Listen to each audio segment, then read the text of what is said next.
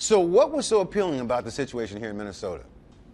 Well, you know, the first thing was, I think, their belief in me, you know, coming back from, you know, I think, you know, a situation where most doctors said, you know, Brandon Roy should be done playing basketball. And they were excited. It was like, man, we gotta make this push to get you in Minnesota. Shot clock down under 5. In the corner for 3 for Roy, and he knocks down the triple.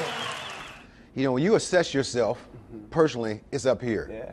You know, and now all of a sudden, if it's a little lower, then how do you sort of adjust to that? Yeah, I think the biggest step was actually not playing last year, because sitting there, I said, okay, look, you may not be the player you were, you know, your first 4 or 5 years in the league.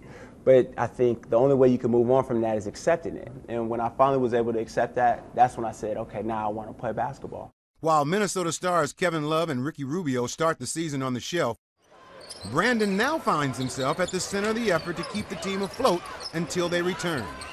Brandon Roy with dang right in his face buried that. Is there a little more pressure on you now with all these injuries that you guys go into the season with? You know, coach tells me, you know, I don't have to take that kind of pressure, but, you know, me being a player and a competitor, you know, of course I say I got to do a little bit more. You know, with Kevin out, I had to take on a little bit more of the offensive pressure.